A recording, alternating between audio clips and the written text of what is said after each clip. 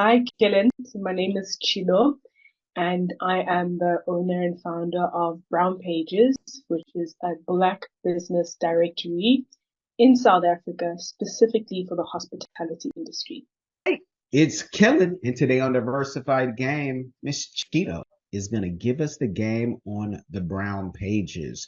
Now, when you talk about directories and, Kellen, okay, so when I get to South Africa, I should say Sabona. Well, that's one of the many languages that you can say. But, you can say Molo too, y'all. There's so many things you can say. But where do I go eat? Where are the art galleries? Where's the beauty spot? This is what Brown Pages is all about. So you're about to get the game from an entrepreneur who is from Zim. So when you see the name Zim, if I told you she was connected to royalty, you wouldn't believe me. So you'll have to do your own research. But her tribe is royal, and she is royal, and she has such a kind heart. So you guys get ready for the ride of the day. Cheeto, welcome to Diversified Game. Thank you, Kellen. That's such a nice introduction. Well, I feel so special. I'm great. I'm doing great. How are you doing? Blessed by the best over here, and you are special, and you have a special project. And I probably believe it's part of your gift for us in life to, like, give Mhm. us the game. But tell us, how did you start Brown Pages? What was your why, and how can we, be a part of it? That's a very good question and a little bit of a loaded question as well. The why has a bit of a history.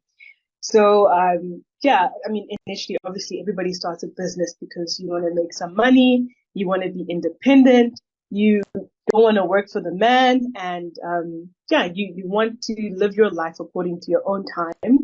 And that's initially why I started Brown Pages and why I'm working on this business the way I am now. The genesis story, every superhero always has a genesis story. The background of the becoming of Brown Pages actually started when I started going to primary school in South Africa. Like you said, born in Zimbabwe. I moved here with my family, or my family moved here with me, acting like I paved the way for them. I didn't. My parents were smart enough to move very early on when they realized that the economy in Zim wasn't doing so well. And so I started my primary schooling up until obviously working now, working age in South Africa. But something really frustrated me about living here. Everybody knows that South Africa has got the history of apartheid, very sad history. And growing up, I couldn't understand how it is that I could face racism in an African country. Like, how can you face racism person among black people on a continent that is full of black people? And growing up, I found myself being a minority within a majority. So let me explain that. Obviously, black people in South Africa are the majority, but in all the spaces I was in, all the societal spaces, I was the minority. So a lot of like white spaces. And something bothered me, and that is like, why is it that black people struggle so much in South Africa in so many spheres of society? And yeah, then I decided, you know what? I can see that Black people in Africa and in South Africa have so much potential and are doing really great things, but people just can't see it or can't find it. And that's why I started Brown Pages. So a little bit of a loaded story, but the background is really important as to like the why. And I think that's such a shocking thing to Black Americans when they first come to South Africa, especially if they go to Cape Town first. They're like, "Wait, I thought I was going to Africa." you Yeah, know, yeah, yeah.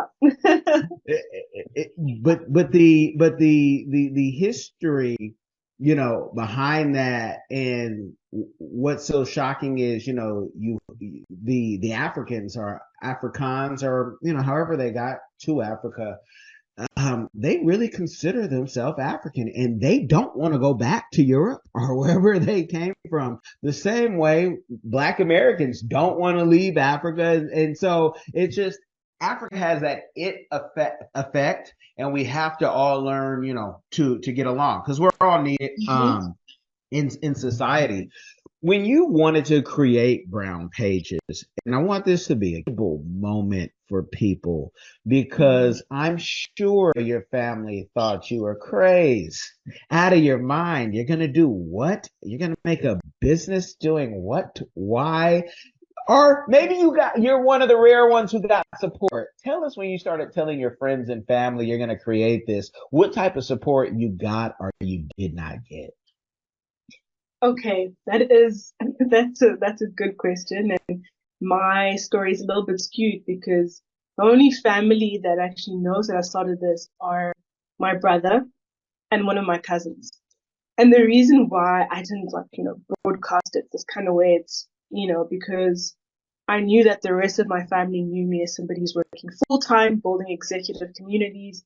And I was like, I don't want to announce anything until I feel like I've got something concrete and I know that this is something I'm going to build and I'm going to invest a lot of time. And so when I told my family, my brother, my cousin, and my husband, they were like, wow, this is such a great idea.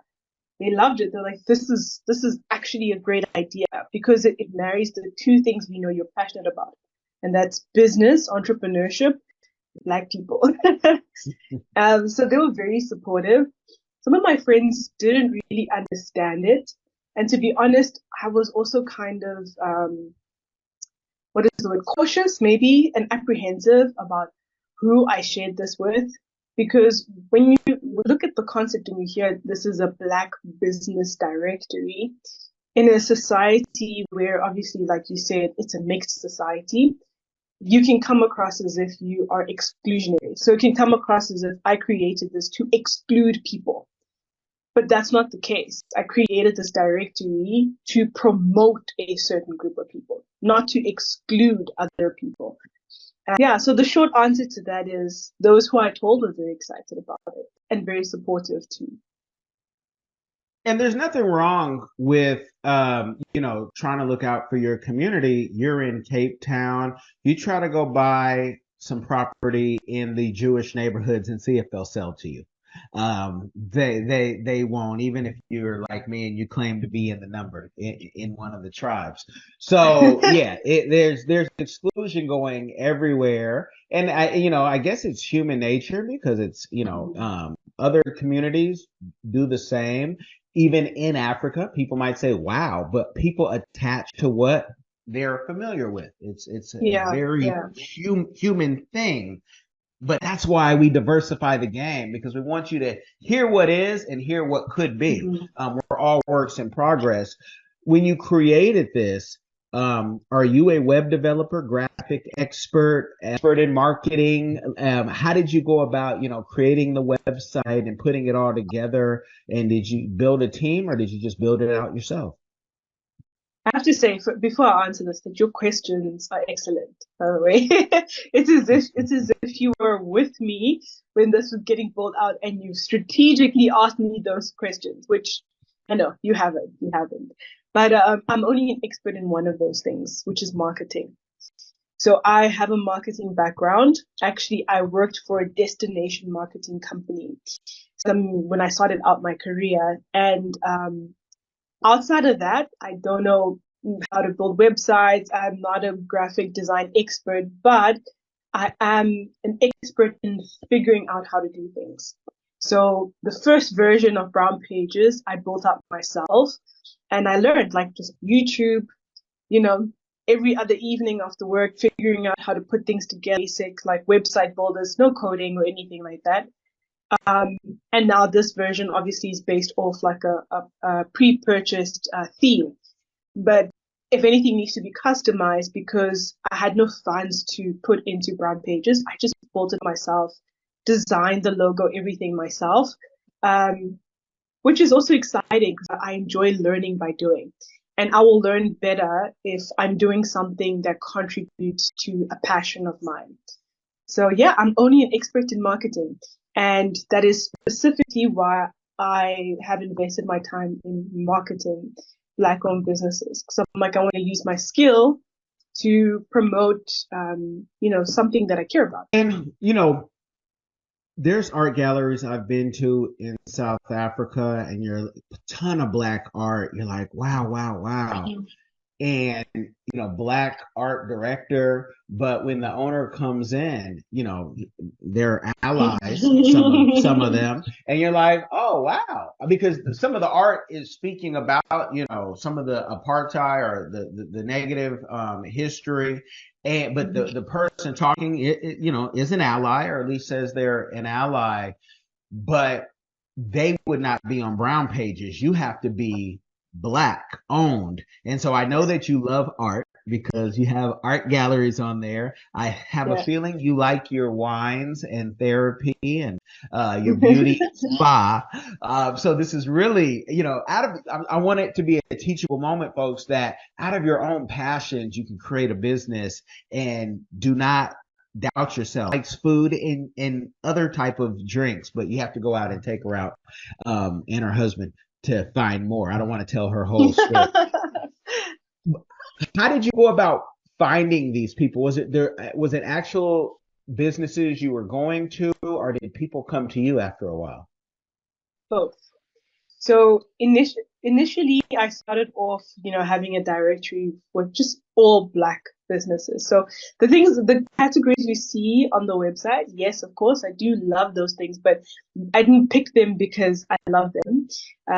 I picked them strategically. So I readjusted the strategy for Brown Pages. I started off, having a directory for all businesses, psychiatrists, dentists, doctors, just any Black owned service provider was on the directory. And when I started off, in the second year, people started recommending. I had a box that said, suggest a listing. And I started getting like 30 recommendations a day.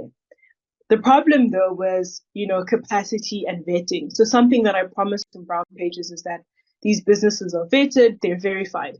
And they're vetted and verified because the research is rigorous. The example you just gave, Kellen, is a prime example of something that is a challenge in South Africa because we have affirmative action, right, what we call BEE, so Black Economic Empowerment, which is kind of a system to help to level the economic playing field. So, for example, if you are, if you have a business and you've got 3 people in leadership, and you've got 5 people who've interviewed for the role of COO. If you can hire somebody who's qualified and Black, that is the preferred choice. Kind of how this affirmative action system works. And businesses that get involved in affirmative action or BE get points, get certain tenders, preferential tenders from government. And they just have a better standing and get more opportunities to work with the government based on their BEE score. So what some of them do is that a business will be listed as Black owned. But then when you dig deeper and you look at the South African registrar and you take a look at who the directors are, the Black face you see on the about section is just a face, but not somebody who actually can make a decision. And those are not the type of businesses that we are listing or looking for on Brown Pages. I'm looking for majority Black owned or solely Black owned. And we find them through research. Sometimes we get recommendations. And we shifted from businesses to hospitality specifically because I keep saying we like there's this massive team. Let me just say me. Okay. So I shifted to hospitality specifically because a business directory for all businesses in South Africa just wasn't selling. People loved it, but in terms of making money, the strategy wasn't strong enough for this African market and for South Africa. But hospitality is linked to tourism, and tourism makes up a really big part of the South African GDP.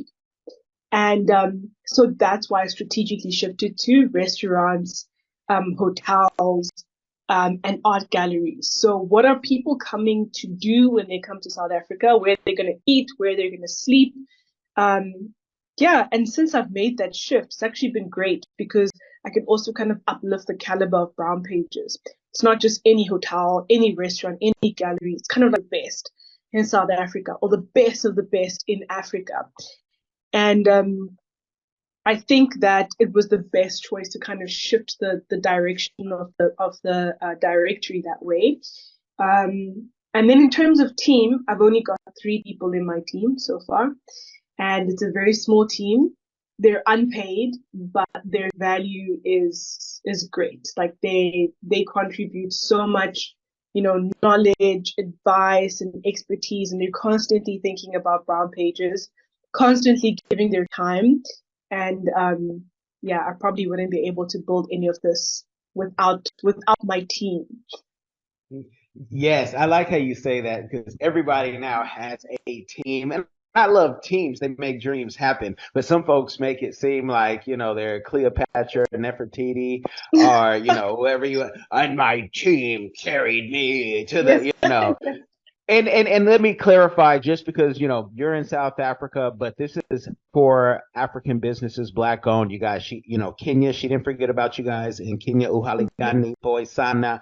I didn't see Malawi on there, Mulibonji, Malawi, but register your business if you're there. Can you say and tell the people though, when we say black businesses in South Africa, it's the most unique thing because what is black is colored black. In America, black is black. It's 1%, on the books.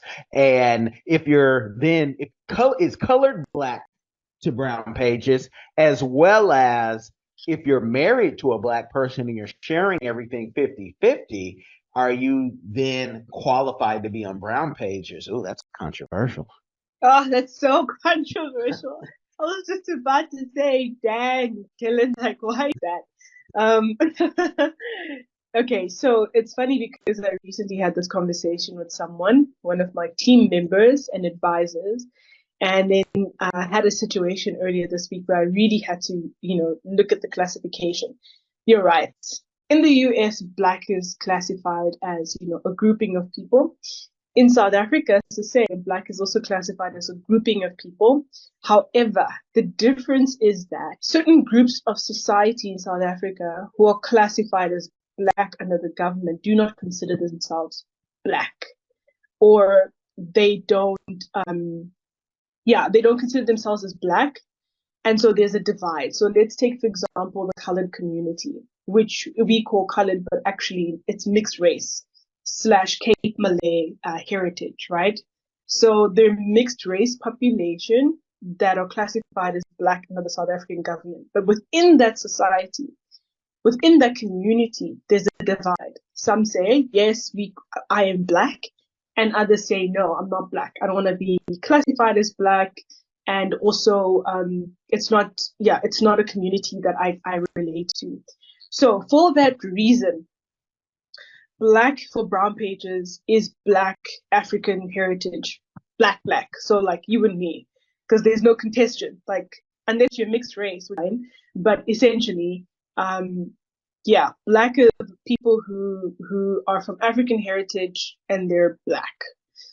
Unfortunately, because the color community is divided on it, it's very difficult for me to say, okay, black includes the colored community, because others will say, yeah, but we're not black.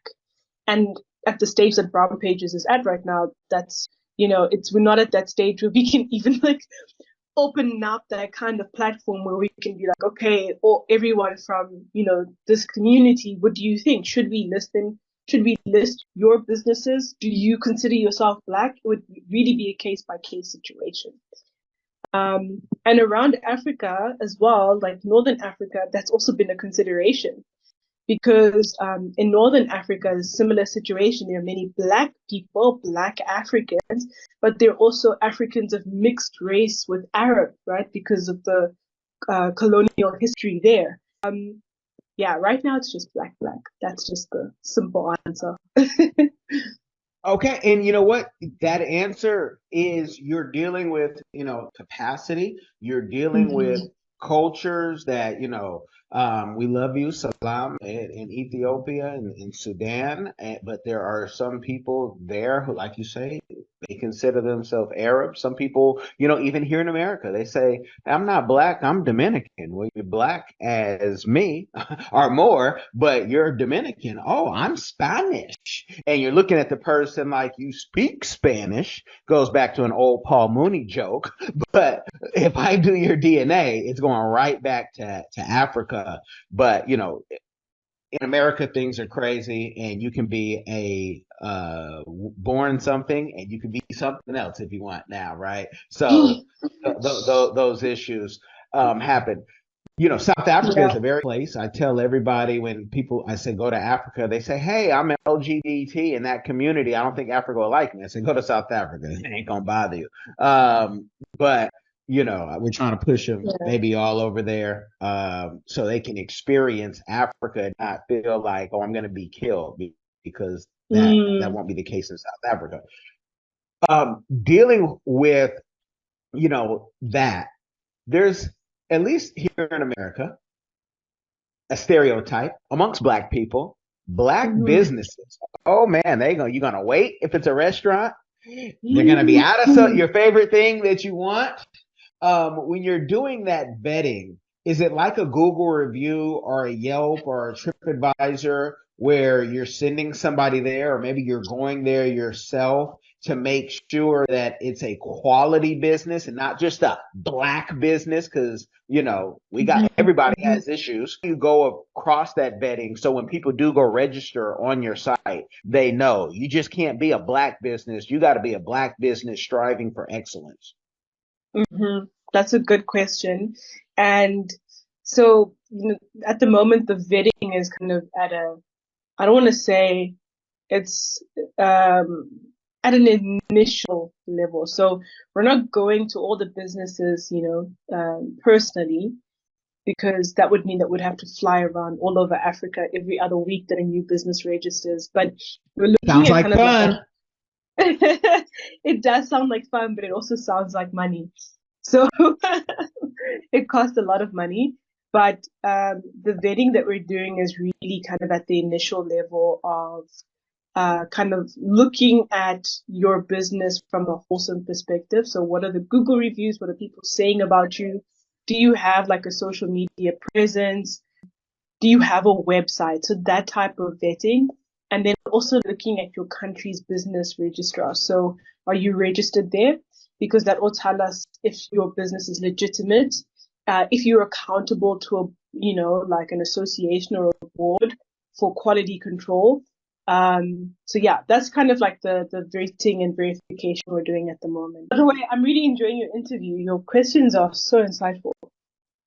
Thank you, thank you. Sound like fun for you to be able to travel and go everywhere and vet these places. But because you Mm-hmm. do have a face in the delivery as an influencer, what about putting it out for other influencers in countries for them to be able to go travel for you and be part of Brown Page's new YouTube segment, going out there and showing the beauty? Because that's the thing that when people go to the Kapinski, right, or they go to the Radisson Blue, or they go to whatever fancy hotel, there are so many beautiful black-owned resorts, Mm-hmm. camps, villas that don't have that reputation, and they need the marketing. But again, the world is so big. So, any thoughts or plans on doing that? Because the influencers could be doing your work, as well as maybe you find a way to, take you and your husband and the family travels, and, heck, maybe I just created a whole new channel, you guys, of family travel. But is any of that planned to do, or, have you guys thought about that? Are you a spy, Kellen? Have you been spying on me? I can't Spying on confirm Brown or Pig. deny. Wow, it's literally like you're part of this process. But yes, that's actually in the pipeline. At the moment, I was calling it an affiliate program where we get to partner with other bloggers, influencers, especially travel influencers are a huge thing in Africa right now. something we were speaking about, you and I, how the boom in like interest and potential of Africa, especially African travel, is growing so quickly. And yes, that is in the pipeline for us because we obviously want to be able to market more businesses. At the moment, I will say in the business strategy, the hands-on approach for me has been really beneficial because I'm still growing this directory, but the business model that I'm using is very new. So your typical directory would just have people pay to be registered and have listings, right? But for Brown Pages, our business model is more focused on strategic partnerships. So I'm not just talking about advertisers on Brown Pages. I'm talking about like partnering with the businesses that are registered to grow the directory to become something that you absolutely need whenever you travel to Africa. So the plan is that when you land at whatever airport, whether you're in Kenya, whether you're in Ghana, whether you're in Morocco, the first thing you see, and if you ask somebody like, hey, where can I go stay? They tell you, oh yeah, just download, the Brown Pages app or just check Brown Pages. Like it has to become that essential. But to do that, we have to form like really solid partnerships with the people who are registered, the businesses that are registered there. So the kind of hands-on personal approach right now is helping me to establish those relationships.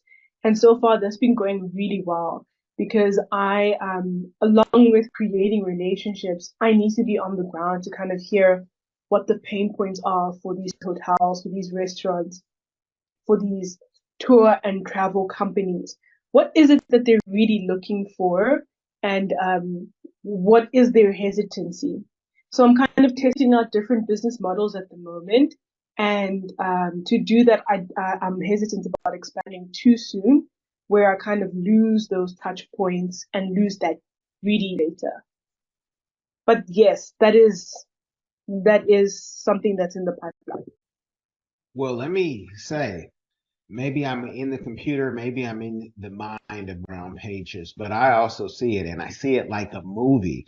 Um, when we're discussing potential partnerships, is there also an investment component involved with the listed businesses where the diaspora can invest in those businesses? Because everybody asks me, Kellen, how do I invest in Africa? I just want to put some money towards something and let it flow and let it grow like the stock market. So has that been, written down in the play for Brown Pages since you're talking about that type of partnership where you will, get your 5, 15 and above percentage of these businesses growth because you're marketing for them for, free 99 or for a low fee.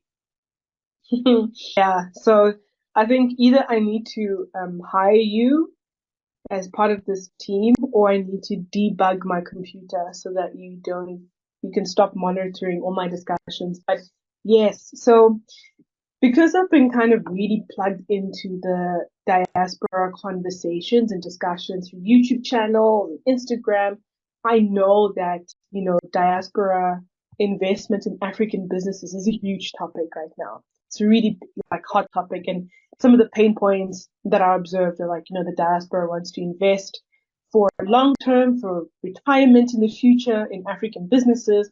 But then because they're not on the ground, they don't know kind of like the viability or, the viability and the credibility of certain businesses. Let me put it that way. In the future, the goal is to create a community component to Brown Pages. But that is only after this phase of the business has kind of progressed.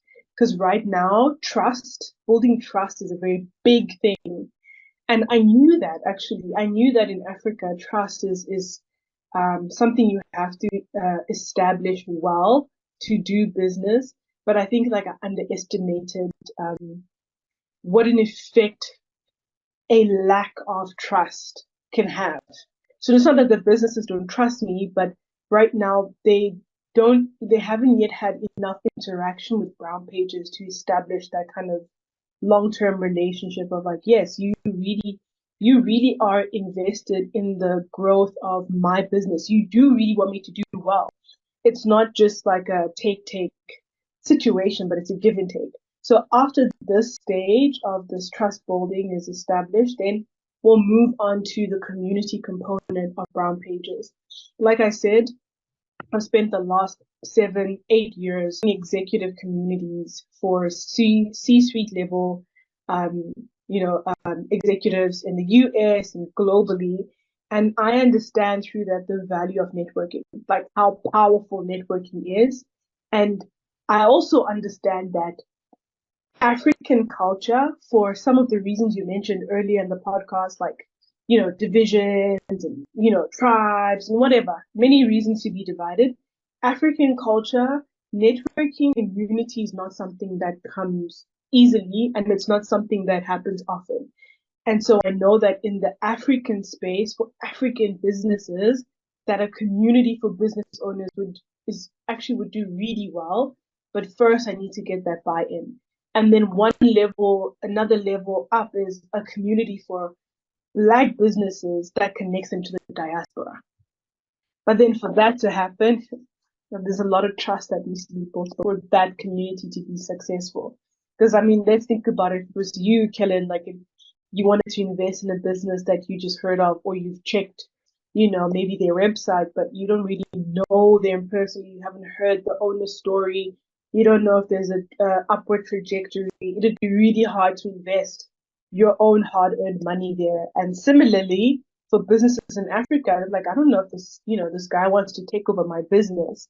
So yeah, definitely, that's like the next phase. So you're already seeing the future of what Brown Pages could be, and it's definitely something I'm also thinking about. And we are hireable, the company. I come with the company. We love getting investor visas and residencies of different countries, working Just our way putting to that out citizenship. there. Putting Just it out putting it out there. there. Yes. You have to speak it. You got to write the vision down to make it plain. But life and death is tongue. You guys go to church, but don't apply these scriptures to your life. And I'm not perfect. I'm working on it. I'm plenty flawed as well, and I'll let you know those flaws.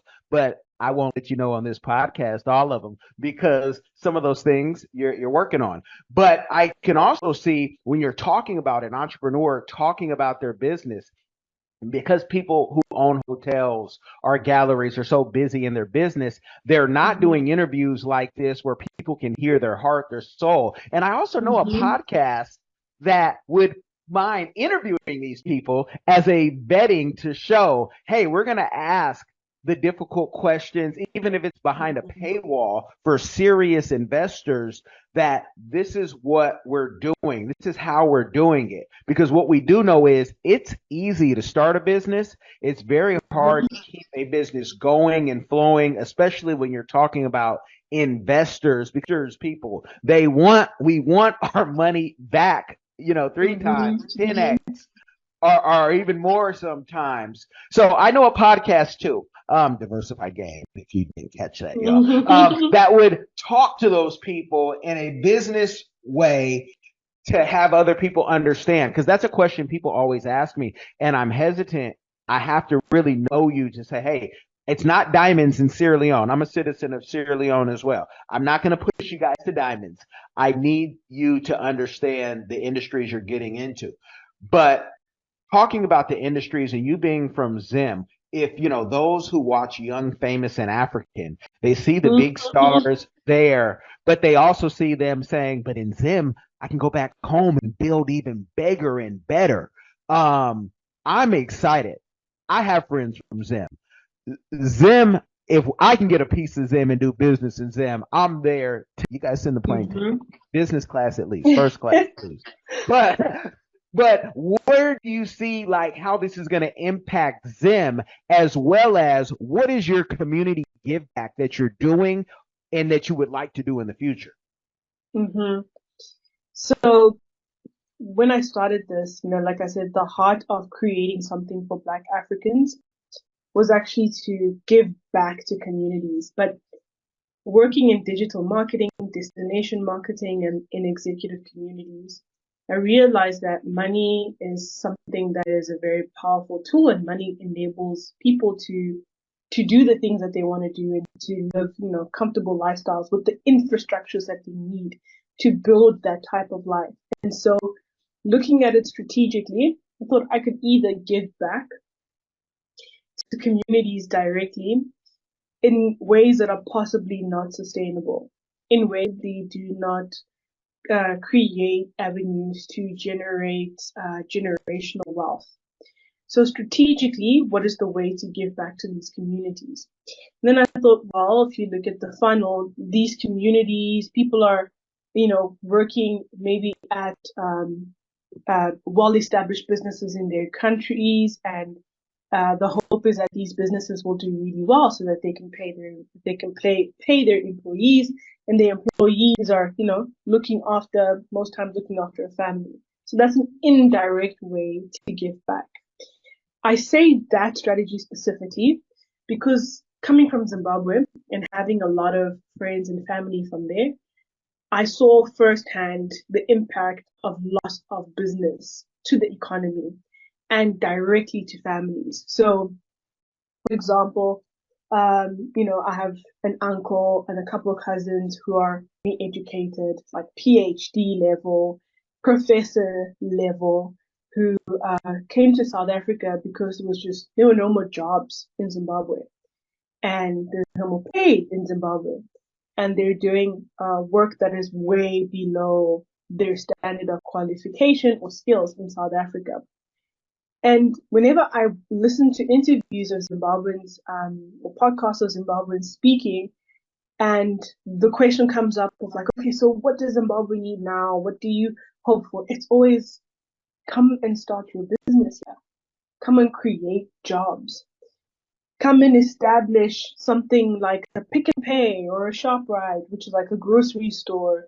And yes, some of those things are happening now, but not at the rate that is needed to really like pick up the economy to get to a level where the average Zimbabwean has access to, basic infrastructure amenities. And so I understand firsthand the importance of having well-established, healthy, and growing businesses, both in the public and especially the private sector in the country. And that's why the Brown Pager strategy is hospitality, high-end hospitality, and Black-owned. It's very strategic. If you're already within those categories, the likelihood that your business is established and has upward trajectory is good. But also, if you're Black owned, this is not always the case, but it is also likely that you are invested in the well-being of people who look like you and also your community. So the funnel, it's kind of like a funnel approach in terms of like impact and giving back to the community in that way. This is such a beautiful thing. And since we're talking about Zim, I have to give a shout out to my bruv, Tafuma Mula VIP Rentals out there in South Africa, killing it. If you ever need a plane, if you ever need a Lamborghini, I want you to call your fellow brother. He's doing it big. And I met him in Monash. We've reconnected briefly when I was in South Africa, just in passing in the airport. But transportation companies, can they get on Brown Pages? It's Black owned. I vouch for it. Would you vouch for them or you vouch for Tampula specifically? I vouch for it's his company. I vouch for him for what he did to me when I first came to South Africa many moons ago. Did he treat you well? Did you drive you around in a Lamborghini? No, we were on the combi. We were on the combi buses. Yeah, he did diplomat kids from your country and some people, but I'll vouch for that. I'm gonna send it to him and he can see if he can register. But straight up A1 business always, because you know what people don't understand is like when they meet you at one level and you're hustling and they're like, oh, that's the hustler. And I know they say this about all entrepreneurs, but it's once you make it and they see you living, then they all want to grab on and they want you to treat you like how they met you.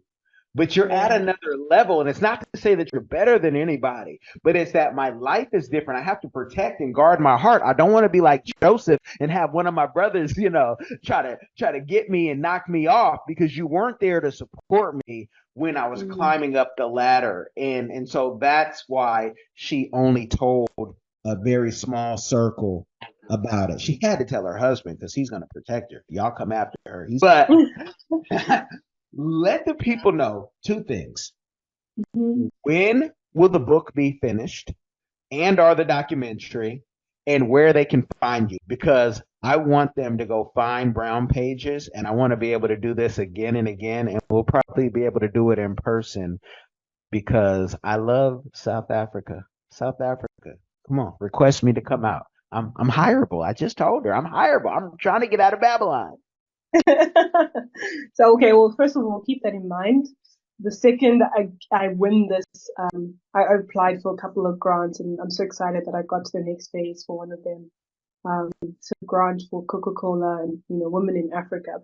So I'm really excited about that because if I get to the final stage, it'll be my first round of funding for the startup. So if we get to that point, who knows, Kellen, maybe you might be finding yourself back in South Africa and hired by Brown Pages.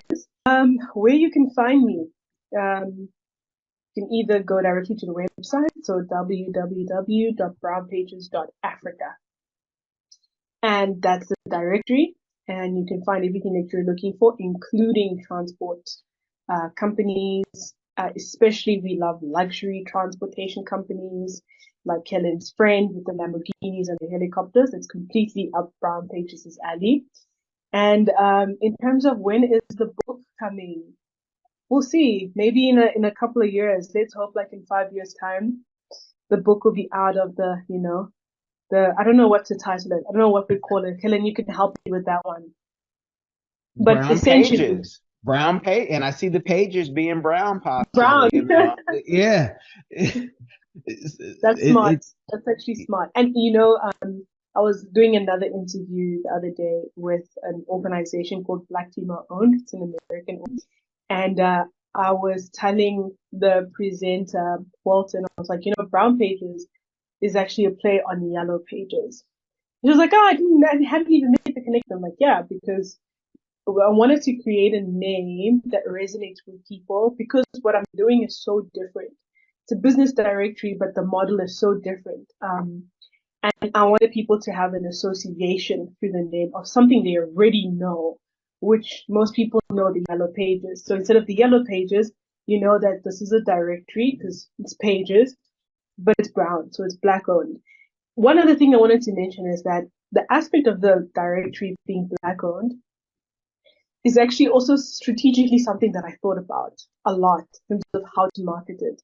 Because before you spoke about this, you alluded to and mentioned the stereotypes that black owned businesses have in the US, right? And yes, that is something. It's also prevalent in South Africa. People are like, black owned, I don't want to support it because of service, what, and your brothers will cheat you, and what, it's a lot, okay? So there's a lot of character and humor in Africa, but the reality is, yes, a lot of people do feel that way. And that is also why I've targeted high end luxury businesses because I want people to, one, see that it's possible and it's really happening, that Black people create amazing, phenomenal things. And then thirdly, to kind of dispel that stereotype of all Black owned businesses are not trustworthy or the service is bad.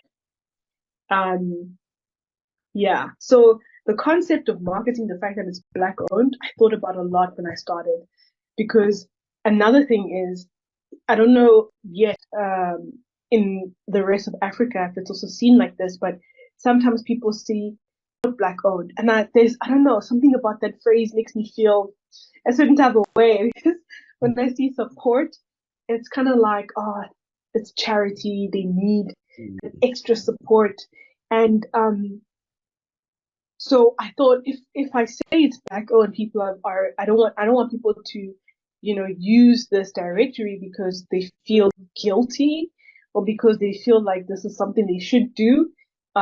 I just want them to look at it and be like, wow, this is a phenomenal directory.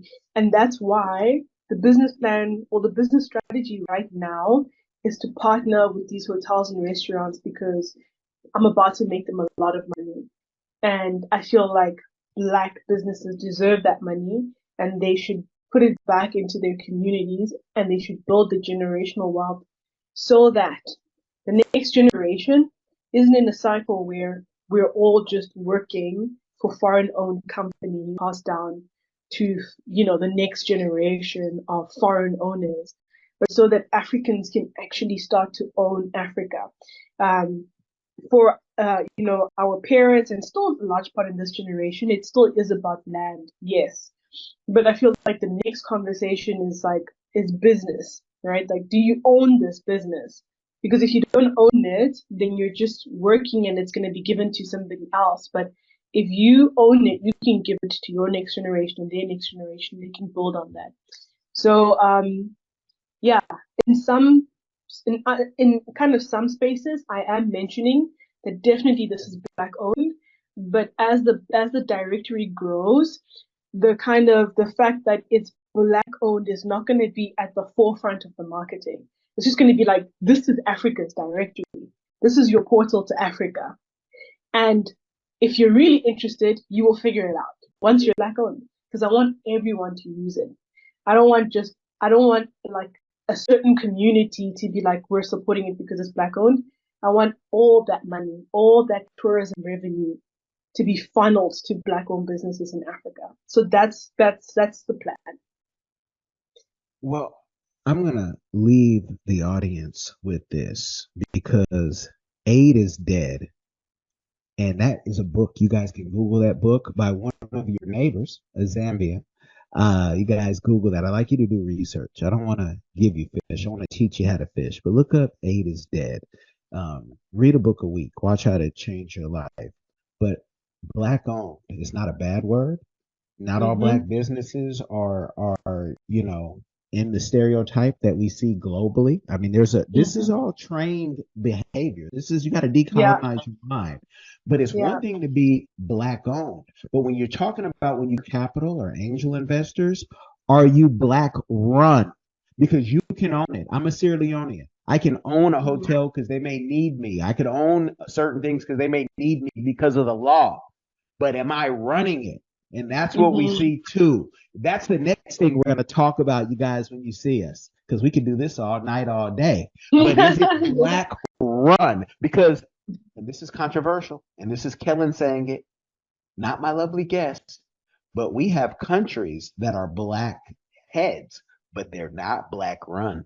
They're not, and that's why we're getting the French out. French, you got to go. A lot of y'all colonizers, you gotta go. Let people be who they are. You guys have been blessed by the game. The links are going to be in the description. The notes are going to be in the description. And keep in mind that we all want the same thing. And I want you to like. I want you to subscribe. And if you do, make sure you share this game with somebody. It will change their life. Y'all be blessed. Are you tired of the rat race in America? Are you ready to visit the motherland to relax and rejuvenate? Are you ready to explore all that Africa has to offer? Then check out the brand new Diversified Game Academy course, Prepare for My First Trip to Africa. Are you worried about being able to afford the trip? We got you. We will show you how to travel either on a budget or as a baller. Learn how to stress the value of the USD. Did you know that 100 United States dollars is worth over 1,000 South African rand, or 10,000 Kenyan shillings, or 54,250 West African CFA? Are you worried about taking your kids? Get the game from Kellen Cash, a bona fide world traveler, having traveled to almost 20 countries, several of those in Africa. Get the game on taking your kids on their first trips. Learn how to find the best tickets, get the visas, and plan your own adventures in Africa. Don't let Eddie Murphy have all the fun. Plan your own coming to Africa trip starring you, produced by you, and featuring you. If you are ready for a life-changing experience, sign up for our course today, Diversified Game Academy. Get prepared and purchase at diversifiedgame.com. Hi guys, I'm Kai Gabiam from the Diaspora channel, a lover of Africa. If you love Africa as well and you would love to visit one day or to relocate to Africa, there is a course out there for you. And this course is My First Trip to Africa, a course well put together by a seasoned traveler, Kellen Cash Coleman. This course is designed to prepare you to travel better, which will save you both time and money. And the great news is this course costs only $20, guys. It can't get any better. Go right now and enroll to this course at www.diversifygame.com. Don't miss out.